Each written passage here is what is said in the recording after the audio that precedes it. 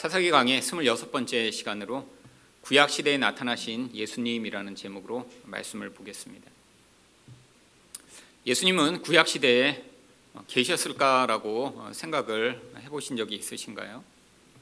어떤 사람들은 예수님이 유대에서 2000년 전에 태어나셨기 때문에 그 전에는 존재하지 않으셨으리라고 생각하는 사람도 있습니다. 그런데 이것은 예수님이 하나님이시라는 사실을 오해하고 있기 때문에 예수님이 인간의 몸을 입기 전에는 존재하지 않으셨다라고 생각하는 것이죠. 근데 예수님은 바로 온 세상을 창조하신 하나님이시기 때문에 바로 구약 시대에도 여전히 존재하셨습니다. 근데 유대인들은 이런 사실을 이해하지 못했죠. 그래서 예수님이 말씀하시자 유대인들이 뭐라고 이야기를 하나요? 요한복음 8장 57절과 58절을 보시면 유대인들이 이르되 내가 아직 50세도 못 되었는데 아브라함을 보았느냐? 예수께서 이르시되 진실로 진실로 너희에게 이르노니 아브라함이 나기 전부터 내가 있느니라. 예수님은 2000년 전에 태어나셔서 그때부터 존재하신 것이 아니라 아브라함이 태어나기 전부터 여전히 계속 존재하고 계셨다라고 말씀하고 계십니다. 사실 하나님이 세상을 창조하셨다라고 우리는 이야기하지만 그 하나님에는 바로 예수님도 포함된 것이죠. 이 세상에 존재하는 모든 것은 그래서 하나님뿐 아니라 또한 예수님이 함께 창조하신 것입니다. 그래서 고린도전서 8장 6절은 이렇게 이야기합니다.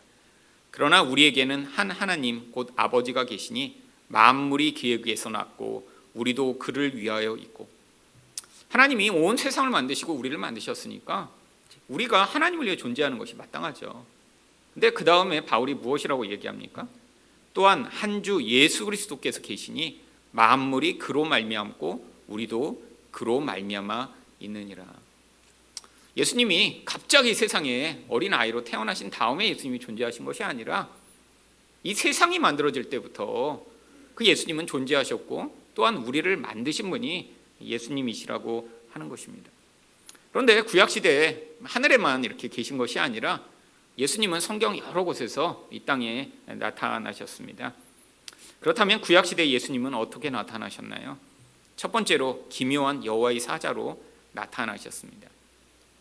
앞에서 이 마노아 부부가 아이를 갖지 못하고 있었는데 바로 여호와의 사자가 찾아와 아이를 갖게 될 것이며 이 아이를 어떻게 키워야 될지를 예언합니다. 그런데 이 말을 들은 바로 이 마노아가 이 여호와의 사자를 대접하고 싶어서 그에게 이렇게 제안을 합니다. 15절 말씀입니다. 마노아가 여호와의 사자에게 말하되 구하옵나니 당신은 우리에게 머물러서 우리가 당신을 위하여 염소 새끼 하나를 준비하게 하소서 하니. 이 여호와의 사자 혹은 여호와의 천사라고 번역할 수도 있는 이 단어는 사실 그냥 메신저, 어떤 이런 말을 전달하는 사람이라고 하는 뜻입니다. 성경에 여호와의 사자라고 이렇게 나온 이런 존재는 그래서 그냥 우리와 똑같은 인간의 몸을 하고 그냥 사람처럼 보이는 그런 존재죠. 그러니까 이 마노아도 그 사람이 이렇게 하나님의 메시지를 전달하며 자기에게 이렇게 하라라고 이야기를 하니까 그 사람을 대접하고자 이 염소 새끼를 준비하여 이렇게 요리해서 주겠다라고 지금 제안을 한 것이죠. 그런데 성경에 이런 경우가 아주 많이 등장합니다. 이렇게 사람인 줄 알고 음식을 대접하고 함께 심지어는 식사까지 했는데 알고 보니까 그가 여호와의 사자이며 혹은 심지어 여호와로까지 불리기도 하죠. 아브라함의 경우에도 바로 창세기 18장 1절과 2절 그리고 8절에서 이 여호와의 사자를 만납니다. 여호와께서 마므레의 상수리 나무들이 있는 곳에서 아브라함에게 나타나시니라. 창세기에서는 여호와의 사자라고 이야기를 하지 않고 그냥 여호와라고 이야기를 합니다. 여호와는 하나님을 의미하는 것이죠. 그런데 이 여호와의 사자로 온 이 분이 여호와 동일한 분이기 때문에 어떤 때는 그분을 그냥 여호와라고 부르기도 하는 것이죠. 그런데 여호와가 오셨다라고 하면 뭔가 하나님이심을 알아볼 수 있고 뭔가 신비한 존재여야 하는데 2절에서는 뭐라고 이야기하나요? 눈을 들어 본즉 사람 셋이 맞은편에 서 있는지라. 그냥 평범한 사람 3명이에요. 이 여호와라고 불리는 여호와의 사자와 또 천사들이 함께 왔겠죠. 그냥 아브라함의 눈에는 그냥 사람들이었습니다. 그렇겠는데 이 아브라함이 그들을 향해 어떻게 반응하나요? 그가 그들을 보자 곧 장만문에서 달려나가 영접하며 몸을 땅에 굽혀 아브라함이 엉긴 젖과 우유와 하인이 요리한 송아지를 가져다가 그들 앞에 차려놓고 나무 아래 모셔 섬에 그들이 먹으니라. 아브라함은 그들이 이렇게 하나님이시고 천사라는 사실을 알지 못했습니다. 근데 이쪽 지역에서는 이렇게 외부인을 환대하는 문화가 아주 일반적이었고 아주 이기적이고 악한 집단이 아니고는 이렇게 방문객을 향해 아주 이런 호의를 베푸는 것이 아주 일반적이었습니다. 이런 문화는 아직도 지금도 전해지고 있습니다. 이런 베두인이라고 하는 사막에서 야영을 하는 사람들이 있는데요. 이렇게 기자나 여행객이 다가가면 자신들이 먹던 음식을 다 내주고 아주 큰 호의를 베푸는 것을 지금도 볼 수 있죠. 바로 이 아브라함도 그들이 사람이었는데 못 보던 여행객이라 이렇게 친절을 베풀었는데 알고 보니까 그들이 하나님의 사자였던 것이죠. 그런데 바로 이 사사기에 나왔던 기드온도 똑같은 일이 있었습니다. 사사기 6장 19절과 21절을 보시면 기드온이 가서 염소 새끼 하나를 준비하고 가루 한 에바로 무교병을 만들고 고기를 소쿠리에 담고 국을 양푼에 담아 상수리 나무 아래 그에게로 가져다가 드리매. 이게 하나님의 사람, 그냥 선지자 정도로 알았죠. 그래서 먹을 것을 가져간 것입니다. 그랬더니 무슨 일이 벌어졌나요? 21절을 보시면 여호와의 사자가 손에 잡은 지팡이 끝을 내밀어 고기와 무교병에 대니 불이 바위에서 나와 고기와 무교병을 살랐고 여호와의 사자는 떠나서 보이지 아니한지라. 이때는 신비하고 기적과 같은 일이 벌어졌죠. 아니 드시라고 이렇게 고기랑 음식을 갖고 갔는데 그걸 먹지 않고 지팡이 끝을 대니까 갑자기 불이 와서 그 모든 음식을 살라버린 뒤에 이 사람이 사라져버린 것입니다. 이게 바로 하나님의 사자임을 이 기드온에게는 확실하게 각인시키고 믿음을 주기 위해 바로 이런 방식으로 나타났던 것이죠. 그런데 이 마노에게 나타났던 여호와의 사자도 똑같았습니다. 그래서 16절에 뭐라고 이야기를 하나요? 여호와의 사자가 마노에게 이르되 내가 비록 나를 머물게 하나 내가 내 음식을 먹지 아니하리라. 번제를 준비하려거든 마땅히 여호와께 드릴지니라 하니 이는 그가 여호와의 사자인 줄을 마노아가 알지 못함이었더라. 이전에 이 아브라함에게 나타났던 이 여호와와 그 사자들은 함께 식사를 했습니다. 근데 그 이후에는 사실 이 여호와의 사자가 나타나 이렇게 식사를 하는 경우는 없었어요. 다 자신이 하나님의 천사임을 이렇게 보이고 그 뒤에 기적과 같은 모습으로 사라지는 경우가 굉장히 많았죠. 그랬더니 이 마노아가 그에게 무엇을 물어옵니까? 17절입니다. 마노아가 또 여호와의 사자에게 말하되 당신의 이름이 무엇이니까 당신의 말씀이 이루어질 때에 우리가 당신을 존귀히 여기리다 하니. 인간적인 반응이죠.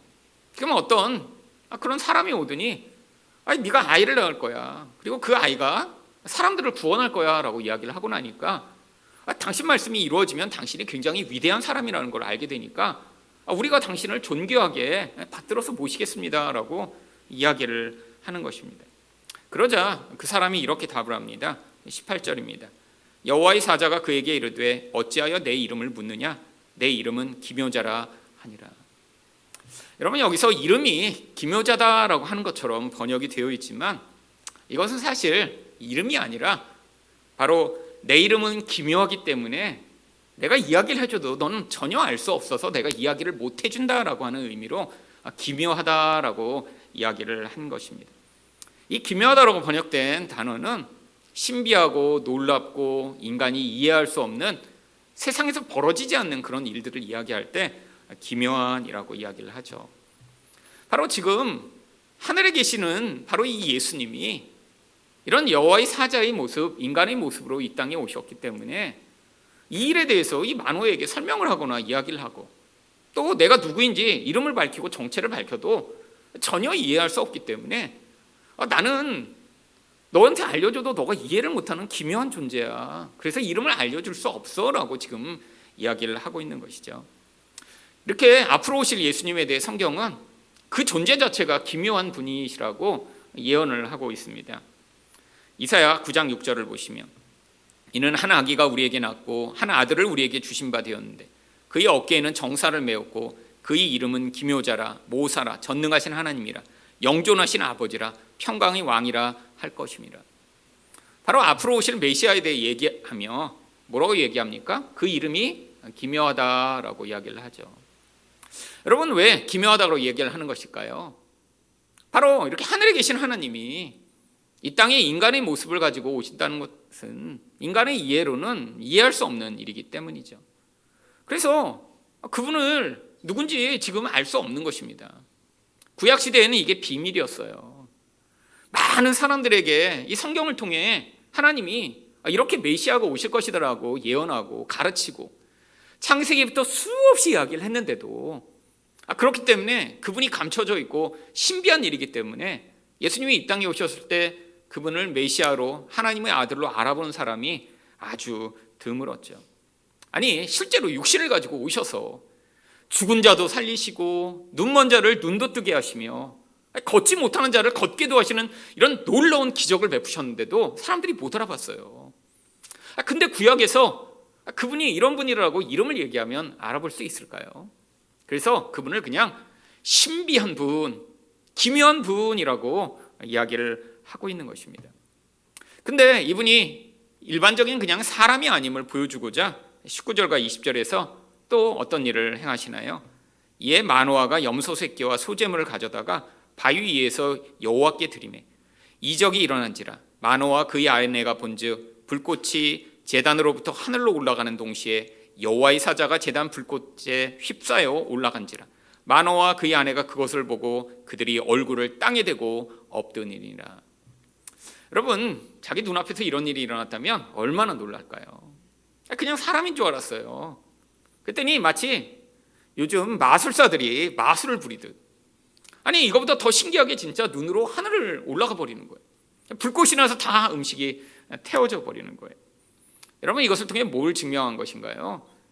이분이 단순한 사람이나 선지자가 아니라 하늘에서 인간의 모습을 하고 오신 바로 예수 그리스도이셨음을 보여주는 것이죠. 근데 구약에서는 이렇게 이 땅에 오셨어도 아무도 알아볼 수 없었습니다. 그래서 그냥 기묘한 분이라고 이야기를 하는 것이죠. 여러분, 사람들은 다 누구나 신을 추구합니다. 여러분, 우리가 하나님이라고 부르는 이 신의 이 모습, 근데 그분은 사실 실체가 없어요. 여러분, 모든 종교가 그래서 심지어는 여러 이름을 하나님으로 부릅니다. 이슬람 사람들은 알라라고 그분의 이름을 부르죠. 한국 전통적으로는 무엇을 부르나요? 하늘님이라고 부르죠. 그냥 하늘에 어떤 존재가 계신데 인간은 힘이 약하고 연약하니까 나를 도와줄 만한 어떤 강력하고 크신 분이 어디인가 존재하고 내가 그분을 찾으면 그분이 나를 도와주겠지라고 생각하는 것이 이 사람들의 일반적 믿음입니다. 여러분, 그래서 모든 종교마다 다 하늘에 있는 그런 신을 찾아요. 우리가 하나님이라고 부르는 것도 사실은 이 원래 있는 성경의 이름을 가지고 뭐라고 부를까 고민하다가 전통적으로 사람들이 하늘에 있는 어떤 높은 분을 하늘님이라고 부르고 있었으니까 우리는 그걸 하나밖에 없는 분이라고 해서 하나님이라고 부르자라고 이름을 만들어낸 거죠. 그게 원래 하나님의 이름이 아닙니다. 그냥 신을 통칭하는 별칭과 같은 것이죠. 여러분, 만약에 어떤 사람이 그래서 뭐 하나님을 부르건 하늘님을 부르건 아니면 알라를 부르건 어떤 사람이 부처를 부른다고 그게 진짜 신일까요? 아니에요. 사람마다 자기가 가지고 있는 이 하나님의 그림이 다 다릅니다. 여러분, 병든 사람에게 하나님은 어떤 존재일까요? 바로 병을 고쳐주는 게 하나님이겠죠. 너무 가난해서 돈 때문에 힘든 사람한테 하나님은 누굴까요? 돈을 많이 주는 사람이 하나님이 되겠죠. 여러분, 이렇게 하나님에 대한 사람들의 생각이 다 달라요. 그분은 멀리 있고 힘이 강해서 나를 도와줄 어떤 존재라고 여기니까요. 여러분, 요즘은 그래서 사람들이 자기가 열망하는 어떤 대상을 다 하나님으로 섬깁니다. 여러분, 심지어는 자기가 예뻐지고 싶은 사람한테 예쁘게 만들어줄 수 있는 그런 능력을 가진 분을 그래서 뭐라고 부르죠? 의느님이라고 부르잖아요. 의사 하나님. 여러분, 사람마다 다 자기가 원하는 하나님이 있는 거예요. 여러분, 그래서 우리에게 바로 이 예수라고 하는 분이 중요한 것입니다. 여러분, 이 예수가 없이는 우리는 하나님이 누구신지 알 수가 없어요. 사람마다 다 자기가 가지고 있는 신에 대한 그림이 있습니다. 그런데 그 신이 진짜로 어떤 분이신지 우리에게 이 예수라는 분을 통해 보여주셨죠. 여러분, 구약에는 그 예수를 만날 수가 없었습니다. 알려줘도 사람들이 이해를 할 수 없고, 우리가 어떻게 구원받을지, 진짜 우리에게 필요한 하나님이 누구신지 설명해 줄 수 없어서 그 이름이 그냥 기묘였어요. 이름이 기묘가 아니라 너희에게 알려줘도 너희는 전혀 알 수 없는 그런 기묘한 분이야 라고 설명한 것이죠. 여러분, 근데 지금 무슨 일이 벌어졌나요?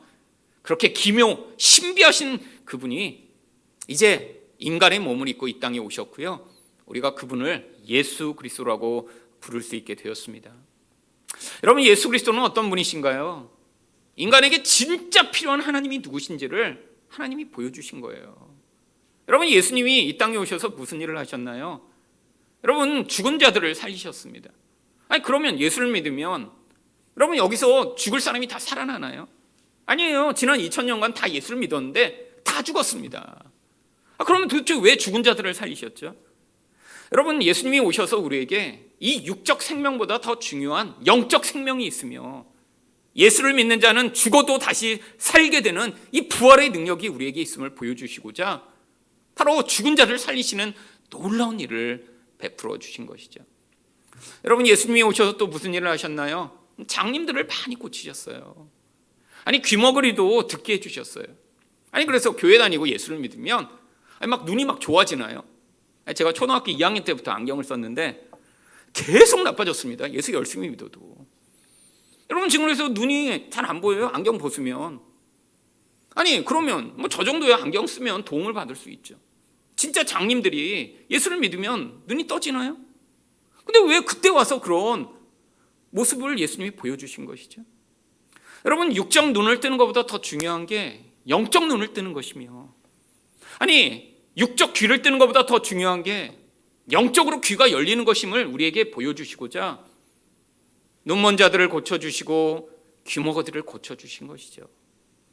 여러분, 영적 눈이 닫혀 있으면 어떻게 살게 되나요? 이 땅에 눈에 보이는 모든 것을 집착하고 살 수밖에 없습니다. 근데 이게 가장 불행한 거예요. 여러분, 하나님의 나라가 이미 시작됐습니다. 눈에 보이지 않는 그 나라가 온 세상 가운데 확장되고 있으며 하나님의 구원의 능력과 영향력이 미치고 있는데, 여러분, 눈이 어두워진 자들은 그것들을 볼 수가 없죠. 근데 예수가 오셔서 이 닫힌 눈을 열어주시고 이 어두운 귀를 듣게 해주셔서 우리가 그 어두움에 매여 있지 않고 이제 진정한 생명의 길로 나올 수 있도록 베풀어 주신 그 놀라운 은혜를 예수를 통해 보여주신 거죠.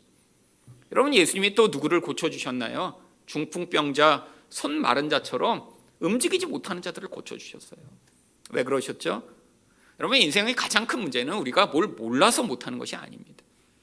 여러분, 사랑해야 된다는 거 모르는 분 계신가요? 아니, 마음은 다 있어요. 여러분, 결혼할 때 물어보면 다 사랑하겠대요. 아파도 사랑하고, 가난해도 사랑하고, 다 그리고 열심히 대답합니다. 앞으로 아무개를 사랑할 것입니다. 네! 막 소리를 질러요. 막 하겠다고. 여러분, 근데 인생의 문제가 뭐죠? 말은 할 수 있는데 내가 뭐가 좋은 건지는 아는데 그렇게 할 수 없는 게 인생이죠. 여러분, 만약에 우리가 좋은 생각을 하는 대로 살 수만 있으면 우리 인생은 정말 진짜 행복할 것입니다. 나는 매일 운동해야지. 나는 나쁜 거 먹지 말아야지. 나는 나쁜 말 하지 말아야지. 여러분, 그렇게 살 수 있나요? 나는 사랑해야지. 나는 용서해야지. 나는 마음을 너그럽게 가져야지. 여러분, 점점 갈수록 힘들어집니다. 자기 마음을 너그럽게 가지려고 자기가 아무리 노력해도 너그러질 수가 없는 게 우리 마음이죠. 진짜 이유가 뭐예요? 내가 생각한 대로 살지 못하는 중풍병자처럼 우리는 죄라고 하는 강력한 영향력이 우리 영혼을 지배하기 때문에 결국 우리는 진짜 좋은 인생을 살아갈 수가 없는 거예요. 우리 인생의 모든 문제가 여기에서 비롯됩니다. 잘 알아요. 내가 화내면 안 된다는 거 알고, 이렇게 말로 남을 공격하고 비난하면 안 된다는 거 알고, 이렇게 사랑하고 섬겨야 된다는 거 아는데 우리 안에서 이 죄가 만들어내는 그 무서운 영향력이 우리로 하여금 결국 진짜 우리 인간이 인간답게 살아가지 못하도록 만들기 때문에 바로 예수님이 오셔서 그 중풍병자들과 손 마른 자들처럼 움직이지 못하는 자들을 고쳐주셔서 바로 예수로 말미암는 생명을 얻은 자들만이 그 무서운 죄의 짐에서 자유케 됨을 보여주신 거죠. 여러분, 예수님이 오셔서 또 누구를 고쳐주셨나요? 나병 환자들을 고쳐주셨어요. 왜죠? 이 나병이 바로 죄를 보여주는 가장 대표적 질병이기 때문이죠. 여러분, 죄 때문에 나병이 생긴 게 아닙니다. 근데 그 나병 자체가 죄를 가장 전형적으로 보여줄 수 있는 그림이에요. 여러분, 이 문둥병이라고 하는 나병이 뭐죠? 전염이 됩니다. 이게 죄가 전염이 돼요. 죄의 영향력은 계속 옆에 사람에게 영향을 미쳐요. 한 사람이 이 죄의 영향력에 강력해 매여 있다면 주변 사람들은 그 영향을 다 받게 되어 있습니다. 마약보다 더 무서워요. 마약은 눈에 보이기는 하죠. 어떤 사람이 강력한 죄악의 영향력에 사로잡힌다면 모두가 그 영향력을 받아 고통하게 되어 있습니다. 여러분, 또 나병은 어떤가요? 인간의 모든 감각을 마비시켜요. 여러분, 이 나병이 무서운 게 약을 쓰지 않으면 자기가 여기가 아픈지 병들었는지 피가 나는지도 몰라요. 나중에는 점점 몸이 말초기관이 다 잘라져 나갑니다. 이게 다 상하고 병균이 들어오는데 알지 못하니까요. 여러분, 옛날에 그래서 중국에 선교사님으로 갔던 어떤 분이 이야기하시는데, 중국에 이렇게 가난하고 약도 못 쓰니까 나병 환자촌이 있는데 사람들이 나중에는 약을 못 쓰니까 팔다리가 다 잘라져 나가서 몸통으로 굴러다닌대요. 여러분, 이게 죄의 모습과 똑같죠. 여러분, 이 죄악이 인간을 다스리기 시작하면 점점 감각을 잃어버립니다. 어떤 감각이요? 영적 감각이요. 이 죄가 얼마나 파괴적이고 무서운지 깨닫지 못해요. 여러분, 이게 무서운 거죠. 근데 그 결국이 뭐예요? 죽음입니다. 여러분, 육신적 죽음이 아니라 영적 죽음이 가장 무서운 거죠. 여러분, 육신적 죽음은 한 번으로 끝이지만 영적 죽음은 영원히 그 존재를 사로잡아 다시는 돌이킬 수 없는 자리로 이끄니까요. 여러분, 바로 하늘에 계시던 그분이, 구약에는 기묘하던 그분이 이 땅에 오셔서 내가 너희를 어떻게 만들어주겠 것인가를 우리에게 보여주시며 그 이름을 알려주셨어요. 바로 예수 그리스도라고요. 여러분, 이름이 없는데 구약에는 그 이름을 부를 수가 없었습니다. 근데 이제는 우리가 자유롭게 부르게 됐어요. 여러분, 여러분이 죄의 문제로 고통하세요? 그러면 그 이름을 부르세요. 예수 그리스도, 그 이름을 부르세요. 여러분, 잘 눈이 안 보여. 이 세상이, 눈에 보이는 세상에 함몰돼 살아가고 계신가요? 그럼 그 이름을 부르세요. 예수님, 내 눈을 열어 보게 하여 달라고. 여러분, 말씀이 잘 안 들리세요? 그러면 그 이름을 부르세요. 예수님, 제 귀를 열어 하나님의 말씀을 듣고 그 말씀의 신비하고 오묘한 은혜를 맛보게 해달라고요.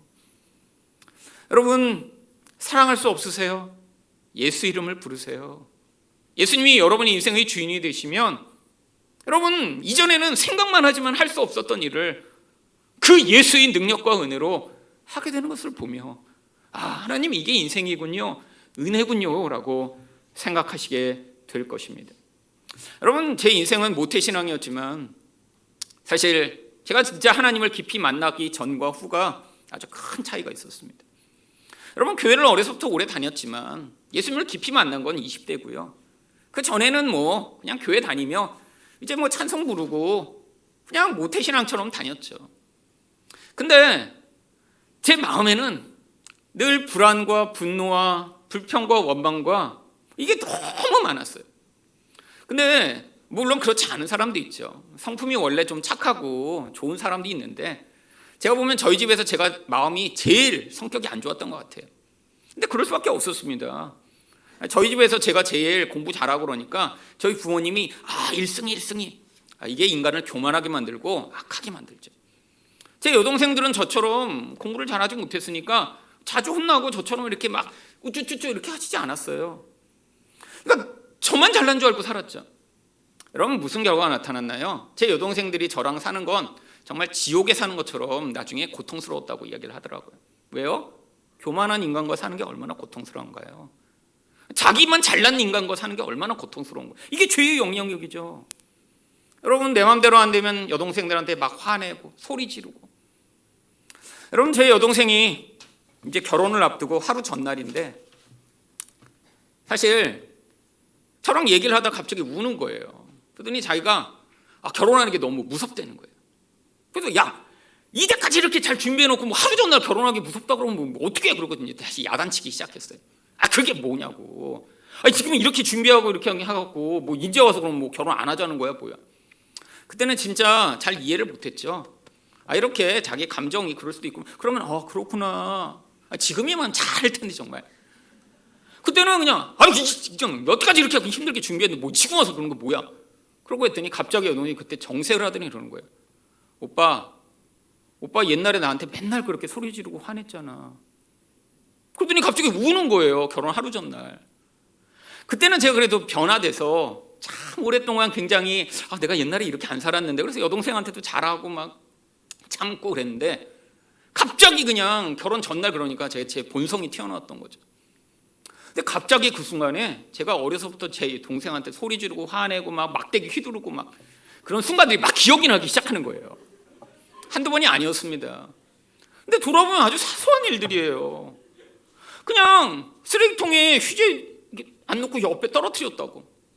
그냥 내 방에 녹화 안 하고 들어왔다고 막 내가 막대기 들고 와서 그냥 죽인다 그러고 막 소리 지르고. 근데 그때는 너무 당연하다고 생각했어요. 왜 내 방에 마음대로 들어와. 근데 늘 저희 집에서 저는 아들이고 여동생 둘이니까 여동생들은 둘이 같이 방 쓰고 저만 늘 어려서부터 혼자 방 썼어요. 그리고 여동생들은 늘 제 방에 몰래 들어오는 것도 좋아하고 오빠를 좋아했어요. 근데 저는 저 여동생들을 사랑하지 않았어요. 귀찮았어요. 내 프라이버시가 침해받는 게 싫었어요. 왜 자꾸 몰래 들어오려고 하지? 여러분 그 순간들이 갑자기 그 순간에 기억나기 시작한 거예요. 제가 제 여동생 손을 잡고 그때 울면서 그랬습니다. 미안해. 오빠가 정말 옛날에는 정말 이게 얼마나 너한테 상처 주고 아프게 한 건지도 모르고 맨날 그렇게 소리 지르고 화내고 막대기 들고 때리고 오빠가 정말 미안해. 여러분 정말 제 과거의 죄가 저를 지배할 때의 그 모습 그냥 제 영혼이 나밖에 알지 못하고 내 주변 사람들은 다 내 이익이 되지 않으면 귀찮고 사람을 향해서 온전한 사랑과 위로를 해줄 수 없는 그 모습으로 살았던 저희 모습. 근데 왜 하나님이 그 순간의 것들을 기억나게 하셨을까요? 여러분 바로 그 관계 안에서 예수를 만난 그 은혜가 무엇인가 깨달아. 진짜 나는 내 힘으로는 그런 사랑과 용서를 절대 할 수 없어요. 여러분 교만한 사람의 특징이 무엇인가요? 절대로 자기 죄를 인정하지 않습니다.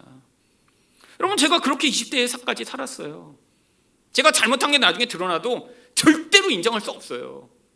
절대로 나는 잘못했다고 할 수 없는 존재예요. 특히 내 여동생들한테 나보다 약한 사람한테 나의 죄를 인정하는 거요? 나의 잘못을 인정하는 거요? 불가능한 일이죠.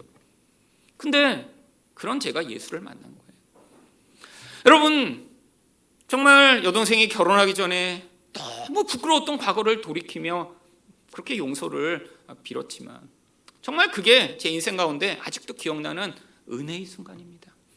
나같이 이렇게 교만하여 살던 내가 여동생이 이렇게 결혼에 떠나가는데 위로해주고 격려해주고 그 두려운 여동생을 잘 축복해서 보낼 수 없었던 내가 하나님이 내 인생에서 찾아오셔서 이런 교만하고 나밖에 알지 못하던 자를 이렇게 은혜로 만지시고 상처를 회복시키시고 그리고 이렇게 여동생이 그 두려워하는 가운데 힘을 내 다시 걸어갈 수 있도록 해주시다니.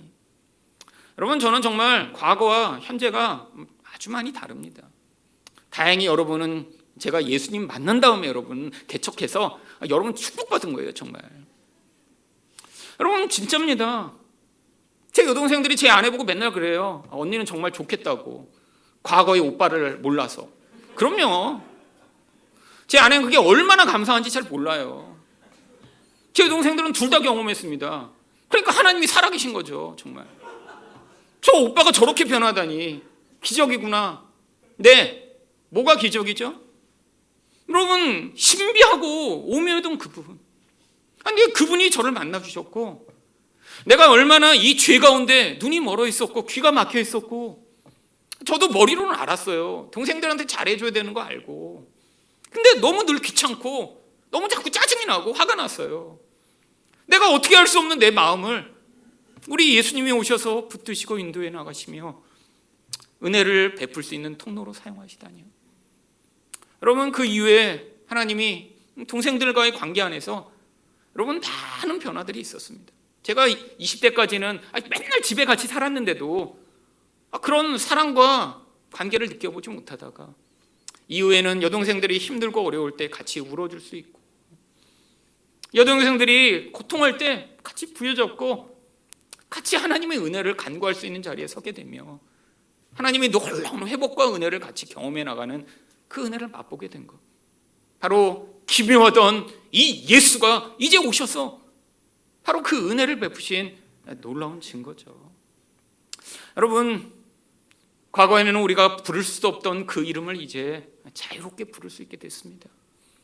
여러분, 어두울 때마다 여러분 안에서 죄가 만들어내는 그 결과가 얼마나 고통스러운가 깨달을 때마다, 아니 여러분의 힘으로 벗어날 수 없는 이 연약함과 고통 가운데 매여 있을 때마다 바로 그 귀한 이름 예수 그리스도를 부르심으로 말미암아 하나님이 베푸시는 놀라운 은혜를 경험하시는 여러분 되시기를 축원드립니다. 두 번째로, 구약시대의 예수님은 어떻게 나타나셨나요? 재물을 통해 은혜를 베푸시는 하나님으로 나타나셨습니다. 21절 말씀입니다. 여호와의 사자가 마노아와 그의 아내에게 다시 나타나지 아니하니 마노아가 그제야 그가 여호와의 사자인 줄 알고. 여러분, 하늘로 이렇게 샥 올라가 버리신 다음에야 그게 사람이 아니구나, 이분이 신비한 분이네 라고 깨닫게 된 거죠. 여러분, 근데 이 하나님의 사자, 이 하나님이라고 하는 분이 이렇게 오셨다 가셨으면 이 구약의 이스라엘 사람들은 어떻게 반응했나요?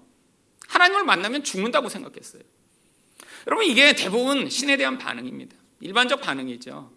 여러분, 특별히 성경에서 하나님은 어떤 분으로 이야기되나요? 거룩하신 분이에요. 죄가 없으신 분이에요. 근데 그 하나님이 인간을 만나면 인간은 어떻게 되나요? 죽을 수밖에 없습니다. 그게 뭐 하나님이 인간을 싫어하시거나 인간이 미워서 인간을 죽이시는 게 아니에요. 하나님은 거룩한데 인간은 거룩하지 못하니까 이 거룩한 존재가 이 거룩하지 못한 존재와 만나면 그냥 같이 있으면 오염이 되잖아요. 근데 하나님이 오염되면 더 이상 하나님이 아니에요. 그러니까 하나님의 거룩하심을 유지하기 위해서는 반드시 거룩하지 않은 걸 다 불태워버려야 돼요. 여러분, 그래서 22절에 뭐라고 이야기합니까? 그의 아내에게 이르되 우리가 하나님을 보았으니 반드시 죽으리로다. 여러분, 이게 원래 정답입니다. 인간은 하나님을 만나면 죽을 수밖에 없어요. 근데 문제가 있습니다. 하나님을 만나지 못하면 또 죽어요. 왜? 하나님에게만 생명이 있거든요. 이 육신의 생명을 가지고 있다고 우리가 생명이 있는 게 아니죠. 이건 그냥 껍데기 같은 거예요. 우리 안에 진짜 생명은 우리 영혼 안에서 하늘로부터 부어지는 생명이 주어져야 우리는 참 생명을 가진 것입니다. 지금 임시적으로 살고 있는 거예요. 임시가 너무 길어요. 80년, 90년 되니까 내가 오래 살고 있구나 이렇게 생각하는 거지. 지금 살아있는 게 아니에요. 하나님은 원래 우리를 이렇게 만드시지 않았습니다. 참 인간은 하나님처럼 눈에 보이지 않는 하나님이 눈에 보이는 인간의 형태로 이 땅에 임해 하나님이 통치를 세상에 보이고 하나님이 이런 존재구나라고 사람들이 경험할 수 있는 그런 형태로 인간을 만드셨는데, 그 생명이 사라지고 나니까 인간이 어찌게 되었나요? 더럽고 추하고 이기적이고 악한 존재로 남았죠. 여러분, 이게 인간의 모습이 아니에요. 여러분, 그래서 하나님을 만나면 인간은 죽을 수밖에 없습니다. 근데 인간은 또 하나님을 만나야 돼요. 지금 그 갈등 가운데 있는 거죠. 여러분, 구약에 하나님을 만났던 모든 사람들이 똑같이 반응합니다. 기드온도 그렇게 반응했죠. 사사기 6장 22절과 23절을 보시면 기드온이 그가 여호와의 사자인 줄 알고 이르되 슬프도소이다 주 여호와여 내가 여호와의 사자를 대면하여 보았나이다 하니 여호와께서 그에게 이르시되 너는 안심하라 두려워하지 말라 죽지 아니하리라 하시니라. 여러분, 왜 앞에서는 이렇게 다시 하나님이 말씀하셔서 하나님을 만나도 죽지 않는다고 말씀하신 것일까요? 이 기드온은 이 사사기에 나오는 모든 인물, 아니 성경 전체에서 가장 소심한 사람입니다. 그러니까 지금 이 소심하고 막 하기 싫어하는 사람을 하나님이 이렇게 동령하셔갖고 지금 전쟁에 내보내야 되는데 나 하나님 만났으니까 죽을 거야 그러고 있으면 아무것도 못할 거 아니에요. 그래갖고 이 기드온한테는 하나님이 또 나 하나님 만나니까 죽을 것 같아 막 이렇게 할까봐 또 나타나셔서 안 죽어 괜찮아 계속 그렇게 하신 거예요. 여러분, 이 마노아한테는 그럴 필요가 없었습니다. 이 바로 왜 이 여호와의 사자가 두 번이나 마노아 대신 마노아의 아내에게 먼저 나타나셨는지 23절을 보면 알 수 있습니다. 23절에서 이 마노아가 뭐라고 이야기를 하나요? 그의 아내가 그에게 이르되 여호와께서 우리를 죽이려 하셨더라면 우리 손에서 번제와 소제를 받지 아니하셨을 것이요 이 모든 일을 보이지 아니하셨을 것이며 이제 이런 말씀도 우리에게 이르지 아니하셨으리이다 하였더라. 아니, 듣고 나니까 정말 맞잖아요. 아니, 죽이려고 했으면 왜 번제를 받으세요? 죽이려고 했으면 앞으로 아기가 태어나 구원자가 날 거라고 왜 말씀하셨겠어요? 지금 이 마노아의 아내가 바로 이 마노아보다 훨씬 더 이 구원과 은혜에 대한 지식이 탁월했던 것이죠. 여러분, 이게 바로 은혜로 주어지는 구원을 보여주는 것입니다. 여러분, 우리는 다 하나님을 만나면 죽을 수밖에 없어요. 근데 하나님을 안 만나면 또 죽어요. 근데 번제를 받으시면 하나님이 그 번제를 기쁘게 받으시는 순간 이 죄가 사해지며 인간이 하나님을 만날 수 있게 되는 거예요.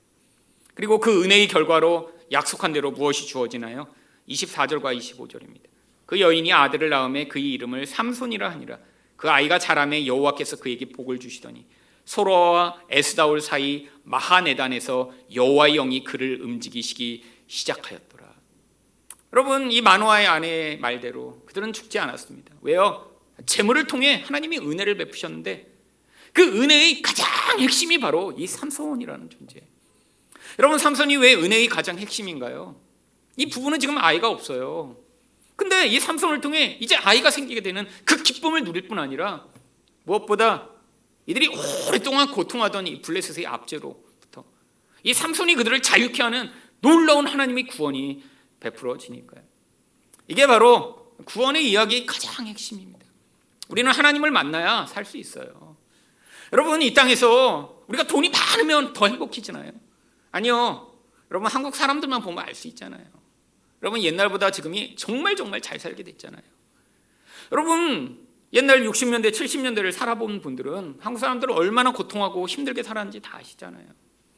근데 여러분, 지금 옛날보다 물질적으로도 풍요해졌는데 더 행복해졌나요? 아니요. 사람들은 더 불행해졌습니다. 더 많은 사람들이 우울하고 불안하고, 그래서 더 많은 사람들이 자살해요. 너무너무 고통해요. 왜요?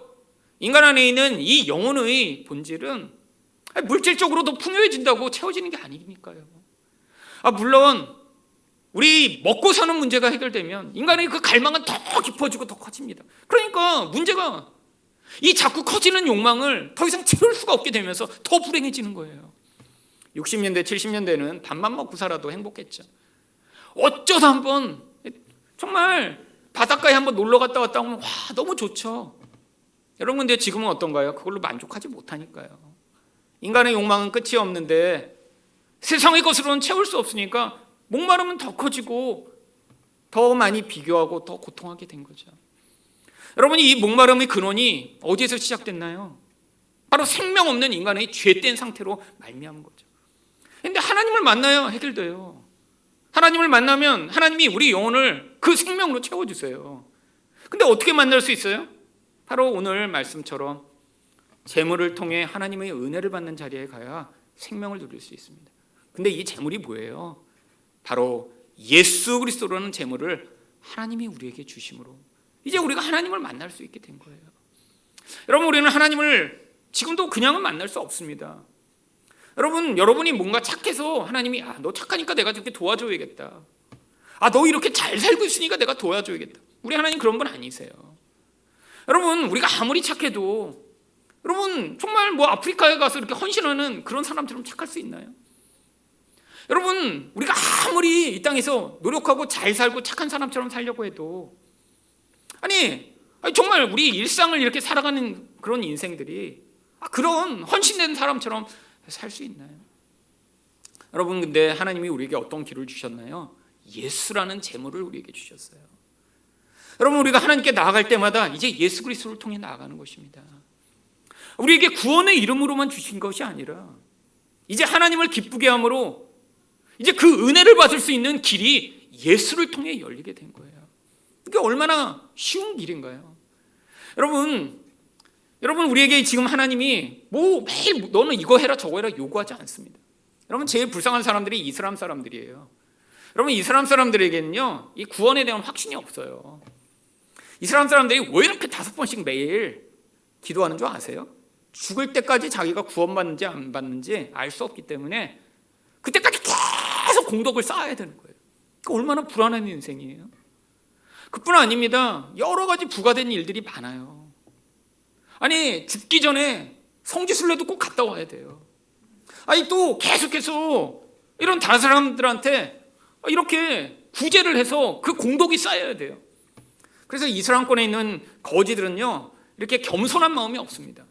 남이 이렇게 구제를 하면요, 아 그래 네가 공덕 쌓아서 이제 천국에 갈 준비를 하고 있으니까 내가 돈 받는 게 당연하지, 이런 마음으로 거지를 해요. 여러분, 근데 우리에게 뭐가 요구되나요?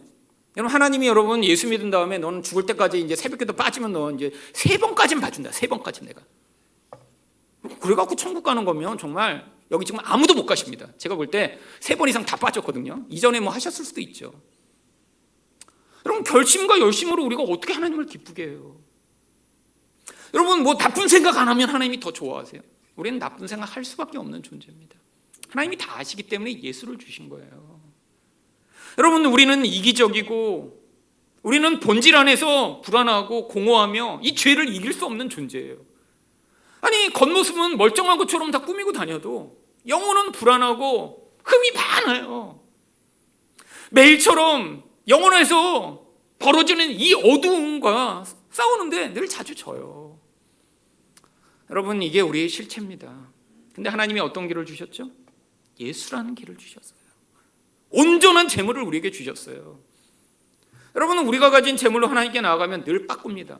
하나님, 제가 지난 한 달 동안 열심히 잘 살았습니다. 매일 예배하고 헌금도 잘하고 이렇게 큐티도 하지 않고 빠지지 않고 열심히 했어요. 여러분, 그걸로 하나님 만날 수 없습니다. 그건 은혜의 수단이죠. 내가 더 큰 은혜를 누리며, 아니, 하나님이 우리에게 말씀하시는 길을 따라가며 그 은혜의 길을 걸어가고자 하는데 도움을 조금 받을 수 있죠. 우리에게 유일하게 주어진 길은 바로 예수 그리스도 한 분밖에 안 계십니다. 얼마나 쉬워요. 여러분, 하루에 5번씩 기도 안 하셔도 돼요.